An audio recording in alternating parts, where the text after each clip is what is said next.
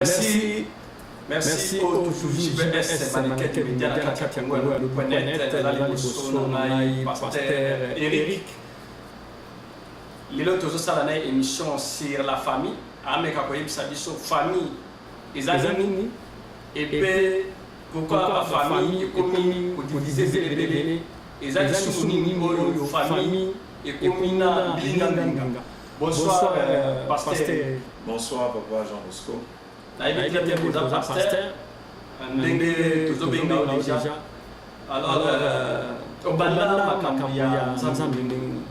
Merci pour la question. D'abord, je vais commencer à poser ça.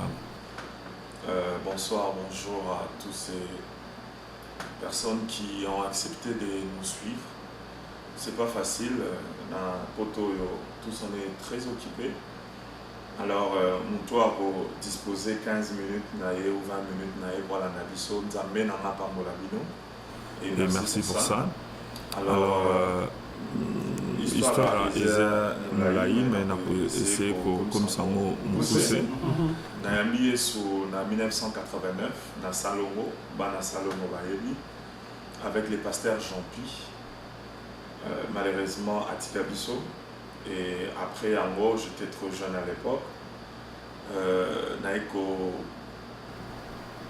Banda vraiment ça allait à partir de 98 et Naïko a consacré l'église Parole révélée en 92. Donc ça fait 15 ans que j'ai été consacré, mais maintenant je suis pasteur. Il y a l'église God is Love Center. Ils allaient dirigé par moi. Et puis, mentor Nanga, il y a pasteur Roland Dalo. Il y a Kinshasa. Ponamsala, Tozosala, en Ottawa et puis partout dans le monde. Donc, en bref, c'est ça, ça fait 14 ans que je sers Dieu. Et présentement, je suis le pasteur à God is Love Center. Merci Mingi. Oyoki, pasteur Azamoto Deloté, Azamoto déjà à 15 ans. Oyo ya bandi makambo ya obandaki baramoka kaka pasteur tozaki na ndimi tozaki évangéliste bino pasteur na susu ki évangéliste était direct kaka pasteur. Mais il y a plus de différence entre pasteur et évangéliste. Pour na kati na bino tout monde a mingi batu balinga mingi kati titre wana ki pasteur. Ma pasteur c'est par rapport à la fonction de l'église, sur aux églises, aux pasteurs et l'église on nous a berger, ça dépend. Ministère apostolique, mais bon, on m'appelle souvent pasteur parce que par fonction à l'église, je suis pasteur de l'église et ça n'a rien à voir avec évangéliste et pasteur. Donc c'est un peu ça. Non, Nazaki m'a dit, au moins depuis 89. Bien sûr que j'ai été jeune à un certain moment. Némé Zalaka, jeunesse et rattrapé un peu, mais en 97, vers la fin. Mais dans le livre vraiment Mwanzambe, Makasi, dans la formation à l'époque, la parole révélée avec l'apôtre Paul, que je salue, c'est l'un de mes mentors dans la vie chrétienne Nanaï. Et on a passé la consécration, et puis après ça, tant que Nzamba Pesibiso, pasteur Roland Dalo comme étant mentor. L'équipe dans la prière et la présentation de mes alaka. Donc c'est un peu ça en bref l'historique qui a parcouru Nabiso. Nakija César Nalema na Salomon. Ça fait vraiment longtemps, je parle des 2000 là. Donc Nazasuna venu dans Moutouté, mes alaka Nalema na Salomon. Merci. Voilà la présentation pasteur Eric Kamori. Nde auto yebisation abandi makanganja de puisque ni pasteur ya bandi kaka un mois azaki ni banaboka komi pasteur mais il y a bandi au moins 15 ans azaki kaka nanu kaka na makanganja na banaboko mais lelo to ya bien na kati ya site na kati ya émission na kati ya Congo ya lelo tozala mingi ya kobate pasteur sujet la biso soko tambamoko na sujet la biso alelaki sur la famille yo mone na famille na ndenge ya Nzambe na ndenge pe ya moto puisque tout le monde a déjà responsable Amen. Oui, la famille, c'est très important, c'est vraiment important. Quand Yesu a naissé à Mokili, il pouvait venir sous forme de Melchisedec. Melchisedec a la représentation de Mokwanzambe ou Akutanaki na Abraham dans l'Ancien Testament. Il est Yaki Azaki na tatate, Azaki na mamate, et Abimelaki ga Abraham boye na nzele, puis Abraham a fait ça qui est dit mais Yesu. Tamayaki, il a accepté de naître dans une famille parce que la famille, c'est vraiment très importante. La famille, comme on dit, est composée des papas, maman, les enfants. Et bibliquement parlant, c'est vraiment une cellule où Dieu passe par ça pour visiter, pour faire beaucoup de choses. Donc c'est ça. Donc bibliquement parlant, la famille est très importante. Dieu aime la famille, Dieu encourage la famille et puis Dieu est vraiment pour la famille. Alors, voilà, il y a des la famille, comportement, il y a famille, il y a 1960, 2010, 2017. Est-ce que moi, changement, comportement sur la famille. Bon, c'est un peu vague, comportement sur la famille. Dans quel domaine? Bon, bien sûr qu'il y a 1906 ou 60 Nazarité. Mais le plus important, c'est surtout même un éclairage biblique dans toutes ces choses. Normalement, ce n'est pas les époques qui est important pour la famille. Le plus important, c'est Dieu dans une famille. C'est Dieu dans une famille. Parce que je sais que beaucoup de gens disent que ma famille a mieux qu'Alélo, ma balaka mieux qu'Alélo. On peut dire oui, mais on peut dire aussi non, parce qu'il y avait beaucoup de tortures par rapport à Bassi Bazaki n'a pas droit à militer, Bassi Bazaki presque esclave. C'est vraiment un terrain très vague, je ne peux pas trop comparer, mais tout ce que je sais, toutes les familles Oyo, Tambola selon parole de Dieu, ils ont en 1960, ils ont Lélo, ils ont après 20 ans. C'est des familles réussies, c'est des familles qui avancent et c'est des familles vraiment bénies. Merci.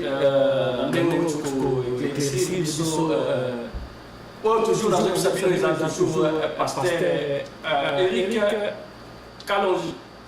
Ne yemuta tuyambie na émission la biswa lelo. Pasteur na kati ya émission la biswa tunga ofunga kwanza mutema. Ofunga puisque ngamba na mutuna na fanatique na ba pesa ngamba mutuna na ba mutuna ngamba na salaki ona nayo. Tozolinga ofunga Bible pesa pembeni wana po olesa bana nzambe bilei oza na kati ya Bible. Alors, pasteur, nini ezosala ke bafamille ekolo eza susu unité. Ok, donc si je comprends bien votre question, nini ezosala ke bafamille eza la unité, pourquoi il y a les divorces? Divorce, séparation. Ok. Ben, la question est très très grande, je pense pas qu'on aura le temps de donner tous les détails. Mais on va essayer quand même de donner une pensée biblique. Famille nyonso oyo evandisami na maloba ya Nzambe te eza pasi avancé. Je vais être vraiment trop direct et je pense que choqué bato mosusu. Je l'ai dit souvent à l'église, je dis toujours famille oyo eza na soubassement, Yesu Nzambe comme étant soubassementé. Ils en a plus de 80% de chances à réussir parce que il y a que Dieu qui peut faire en sorte que famille Zamakasi, famille Zala Inine Mozoloba, famille Zala solide, divorcés à la tête, Mobalia Zane Senghor, parce que le but c'est lui qui trouve une femme, trouve le bonheur. Mais moi c'est pas Zane Senghor parce que ma famille à l'élo, on pense que le mariage n'est fait que pour les hommes.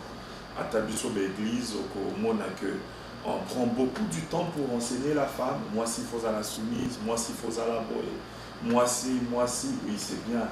Une femme soumise, c'est une bonne femme, la Bible dit, une femme sage bâtit sa maison.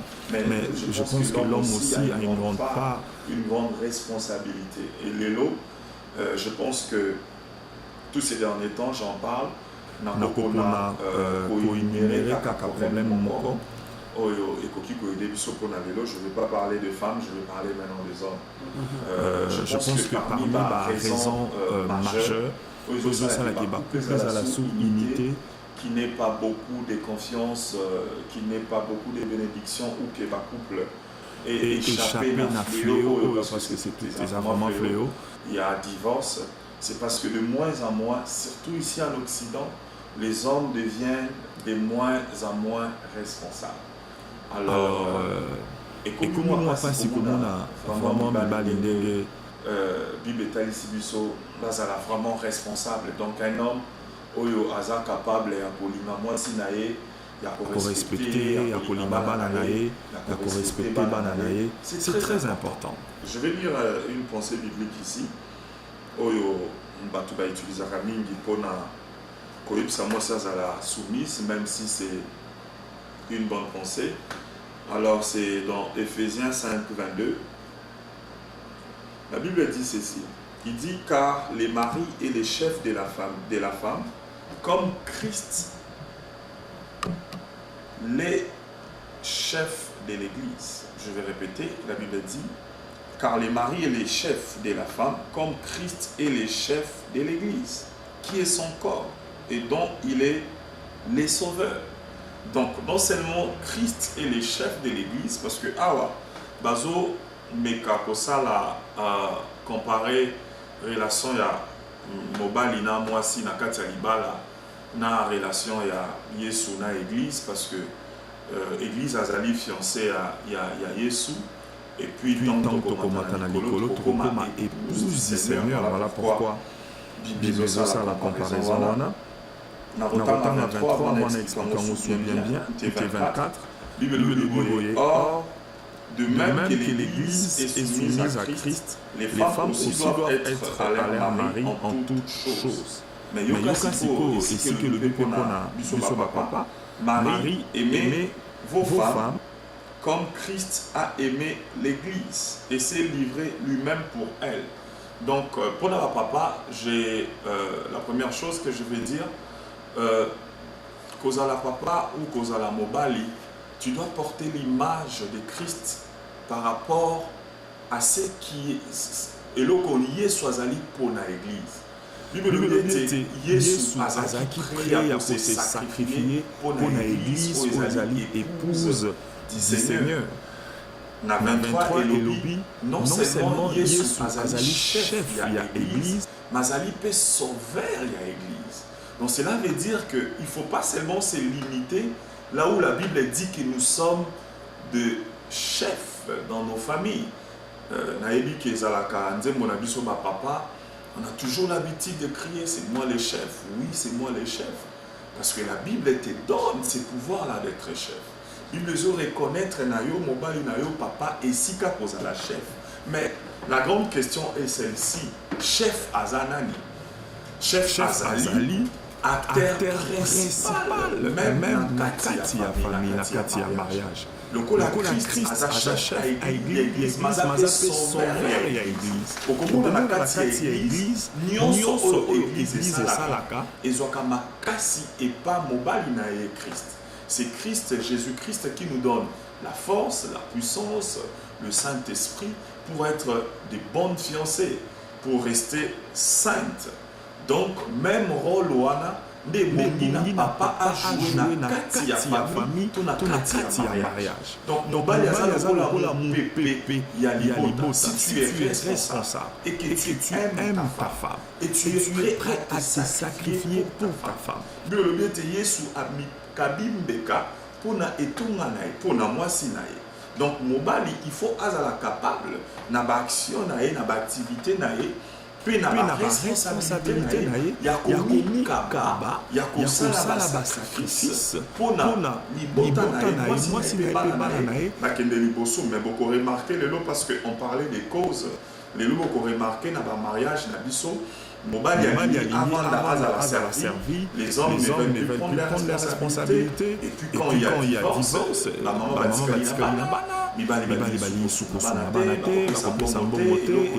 donc manque il y a responsabilité pas ma papa et ça l'un des problèmes vraiment majeurs dans le couple Nabiso Lelo, parce que Namitu Nabiso, on nous a mal enseigné, nous les hommes, que être mobali, c'est être chef, surtout nous en Afrique ou partout dans le monde, être chef, c'est servir, c'est être servi plutôt.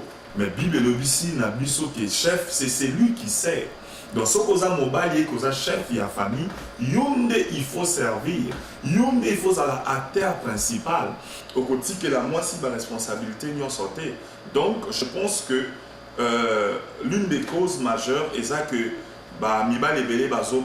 maintenant nous va atteindre âge et maturité pour nous comprendre sans sa responsabilité dans le mariage et ça engagement et l'engagement nous sort et même ma responsabilité étant homme dans une famille ou dans un mariage, il faut avoir la responsabilité dans le maboko. Cela est très important. Donc en un mot, je dirais que l'un des problèmes majeurs de Nathalie Awa et Zali pour Libali sous responsabilité dans la montée et puis Baligi Bassi dans la montée.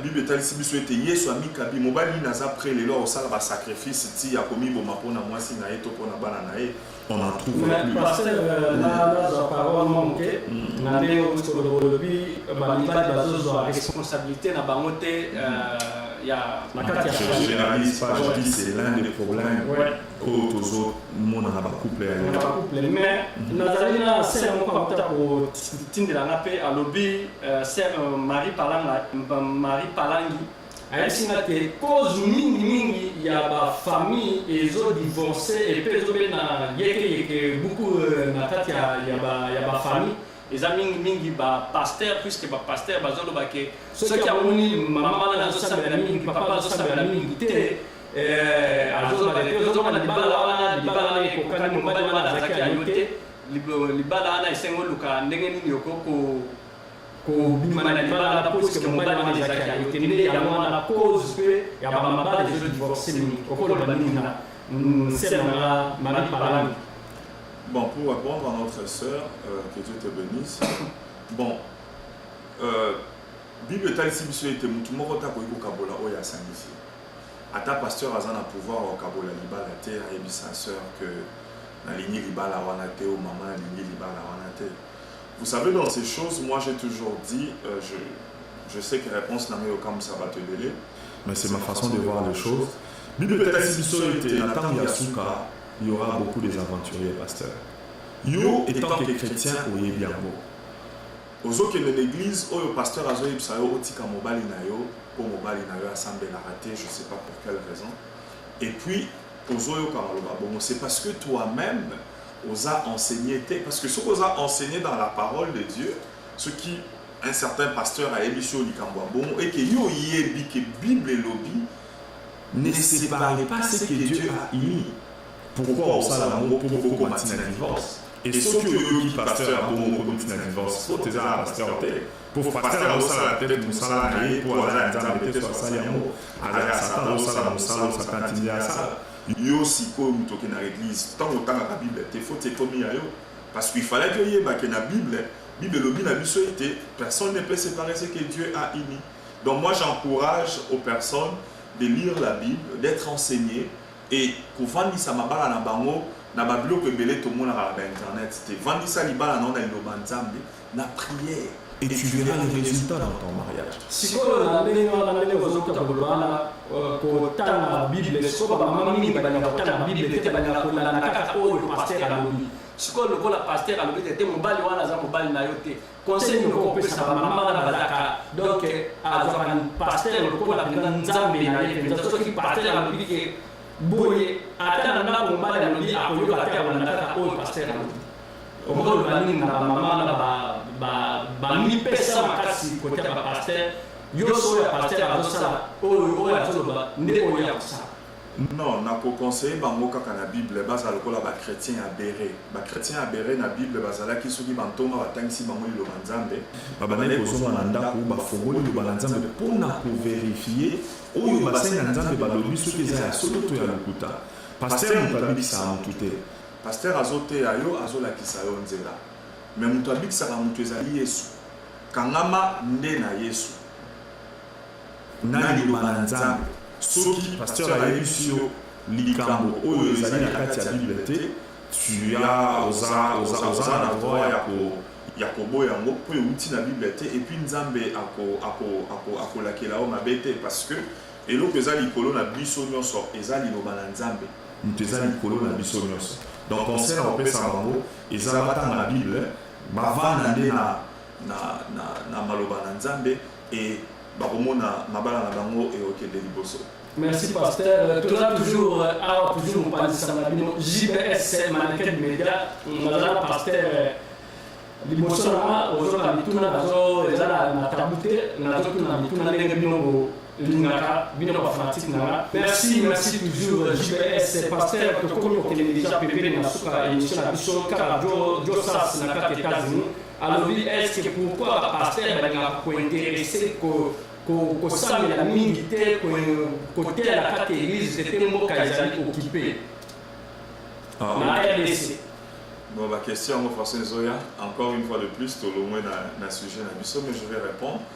Vous savez, c'est un terrain vraiment qu'il faut être très sage parce que Bible ici était pris pour la nation parce que ton bonheur en dépend.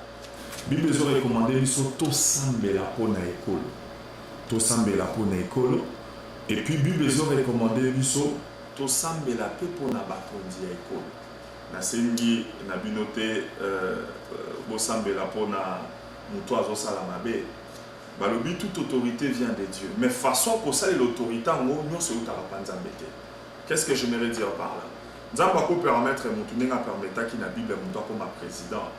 Ndenge tomona na Afrique mais ya komi esika na komi kobebisa na tango wana soki akomi kobebisa na nzela ba prière na biso et puis na ba action sous démocratique quelque chose qui n'est pas un péché. Donc ça veut dire ba action na mona to sala ata wana poto soko sepene le côté au sali marche au sali boye ce n'est pas un péché même un chrétien peut le faire mais et le kaka Bible ici est la violence. Et le Bible ici est la qui est tout mais aussi longtemps on a prière na biso et puis on a action démocratique na biso to sont manifester mécontentement na biso nzamba za sima na biso pe rebonde la biso et je rappelle batebele babosa na que parmi ba mouvement oyo et ningisa makambo na mboka na biso Congo nous avons sauvé le Congo de l'archibishop Poutino Fernando. Il en a payé de sa santé. Tilelo azotambola azoboite. Mais batu babosa na ngo balobaka na ba pasteur na limi mbokate et tout. Pasteur Poutino azapé pasteur. Donc il a fait des activités qui lui pensait être correctes pour son pays. Je pense que tous, étant congolais, nous prions pour le pays, c'est ça le plus important. Nous prions pour le pays et moi je suis convaincu qu'en un jour à l'élo, Nzambe a reçu un emboka na biso RDC. Nzambe la kosala na kati ya mboka na biso RDC tokomi presque na pembeni na suka motuna mosusu po tokende tokopesa pasteur maloba soki apreparaki eloko mosusu mpona bana Nzambe oyo bakokolia nini ekokosala ke bakonflit nyonso oyo na kati ya famille ici. Ok, il y a plusieurs conflits dans nos familles. Ba divorce, koyokana bana na baba ezate nini trosa. Ezanzambe, ezate mwasi yokola kolamba sala ce n'est pas toutes ces choses-là. Les mariages, c'est une institution divine comme la Bible dit. Ezanzambe mutu asala libala. Soki ozana Peugeot et que Peugeot eu problème, rememango e panet. Mécanicien, ton concessionnaire, il y a Peugeot. Ce qui libala nous a un problème. Mais moi, pas mon toit, ça la libala. Mon toit, ça la libala. Les mariages est spirituel. C'est pas quelque chose seulement de physique là. C'est quelque chose où Dieu est dedans. Il faut s'il y a un problème, la meilleure des choses, c'est Dieu. La Bible dit ceci. Le voleur ne vient que pour égorger, détruire. Dans Jean 10, les voleurs, c'est le diable. Il y a Satan et Sikazali, Ezali Kopanza, ezali kobebisa, ezali kodivorcer, ezali kosala nyonso oyo tozomona na couple à l'élo. Et la seule personne qui peut mettre les diables hors d'état de nuire, ce n'est que Jésus-Christ. Mais batu bazui maloba na nzambe to prière ba chepe meni ba komi ko considérer ba activité mususu ba kanisi ya monde pe kovana taliba. Donc pour na éviter nyonso wana, il faut kotika libala na yo na maboko na nzambe et ekokende liboso. Merci au pasteur Eric nde mokolalo tosalaki na ye mwa eloko oyo ya mwa moke. Pasteur soki oza na eloko mosusu ya kobakisonga na tuni te, c'est la famille okoko kamera na biso eza liboso okoko kosilisa mwa maloba oyo nga na tuni te mpo lelo ezalaki mwa eloko moko ya moke tokoka kosalaka émission na pasteur, mais pasteur alaki ke ofongolisi église kala mingi te ezobala déjà. Bon, l'activité est dimanche le 3 septembre na Bronson Center sur 211 Bronson, local 221. Dimanche déjà toujours premier culte na biso de 10h à 12h. J'en profite dans le micro na yo papa pour inviter toutes les personnes qui croient que Dieu peut faire quelque chose dans leur vie. La Bible dit, venez à moi vous tous qui êtes fatigués, je vous donnerai du repos. Ngate mnope sa repos, ngape nazana wa ngaba makambo nazo ke na mo panza de pope sa ngai repos. Eza Yesu muta kope sa repos. Donc sokoza l'église te et koza. Je m'excuse aux ana posa ya koya kosana na biso. Aux a bienvenue de toute façon beaucoup monde en publicité au les canasita papa na biso. Avant que ça mon anga suka na que ça merci papa Jean Bosco pour la invitation sali biso et ko permettre biso to lobana mokili mobima na nzela ya site na yo nzambe na pambola yo prière na ngeza lié que site o ekende liboso mais na kosepela pe mingi soko cheli page na biso ya chrétien religion auto bandako lekisa ba penser na biso na le but que ozo sala ya politique ezama be na Bible koza ça na nzambe basala politique batunde ba barate po bataka Bible te politique ezali sumu te papa mais na sengi pe au bakise la biso moi page na biso. Un dernier mot, je dirais ceci: j'aimerais encourager tous les hommes aujourd'hui à répondre leurs responsabilités comme la Bible le dit. Jacob a travaillé 14 ans pour mériter une femme. Bible dit asali 7 ans ba pesi Léa, ba sengi asala les sous 7 ans de plus pour ba pesa Rachel. Parce que pourquoi? Parce que il aimait Rachel. Quand tu aimes ta femme, tu es prêt à prendre tes responsabilités. Tu es prêt à faire des sacrifices pour ta femme. Je vais prier pour toute personne, pour tous les hommes. Ma maman, j'ai un conseil pour vous. Le plus important, c'est la prière. Ça ne sert à rien qu'au ganga, qu'au salamion, surtout ça, la kalsoki, papa, azan anzelate, parce que il faut changer le côté. Mais la prière change des choses. La prière bénit. La prière stabilise les couples. Et à vous les papas, aimez vos femmes, respectez vos femmes. Irresponsabilité comme il n'a pas ma papa, ça commence même à choquer. Où on voit des hommes qui sont incapables d'aimer leurs femmes, incapables de supporter leurs enfants, parce que je charge nion sur ma maman. Et puis nasuka na mba baxi verset biblique pour la femme soyez soumise. C'est pas de ces genres de soumission dont la Bible parle. Donc je vous encourage à être responsable. Un homme, c'est celui qui est responsable, comme Jésus est responsable. C'est lui le chef de l'église, il est responsable de l'église. Et là, quand on l'église, on a un soit pesakaye. Donc, on a papa, ba copier image, il y a responsabilité, il y a leadership, il y a Jésus-Christ envers l'église, na ba famille na bango. Baza la responsable, ba sunga ba sina bango, ba honorer ba sina bango, ba sunga ba na bango et nzamba pambola bango. Merci mingi, merci mingi. Nzambe akopambola nyonso ezoleka ekoleka na kati ya libota oya bana nzambe.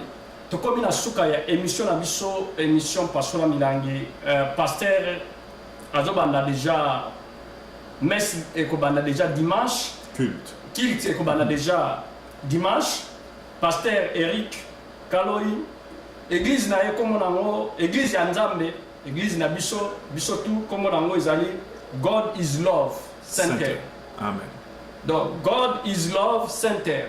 Nde wana bokolanda pib bokomona pe na koleka pe yango wana pe ezoleka wana bokomona banimero na ye soki oyo azolinga koya koparticipe na kati église nimero eza wana bobengi akotalisa bino place oyo église ezali nzela nini eza na kati Ottawa eza kaka mibandeli ya kote ya King Edward nzela ya lola eza mpona bato tu porte eza kolele yaka ozwa pe parti na yo pe ya likabu oyo okota na on a lola.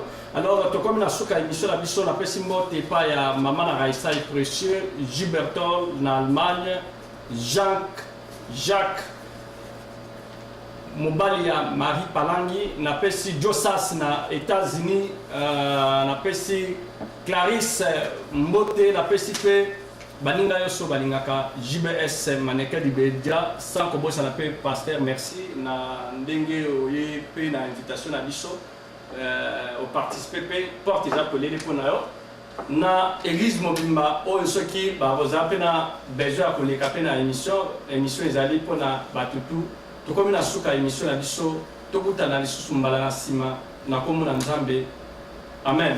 Amen, que Dieu vous bénisse.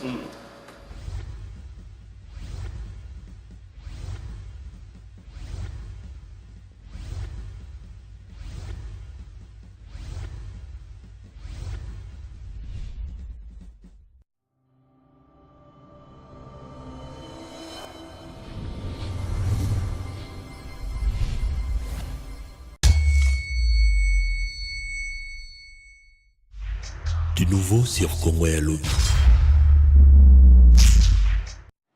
Bien-aimés dans le Seigneur, God is Love Center vous invite à vous joindre à nous et à passer des moments de prière, des moments d'intimité, des moments d'amour dans la présence de Dieu, où Dieu est manifeste, où Dieu parle à son peuple, où Dieu répond à des questions.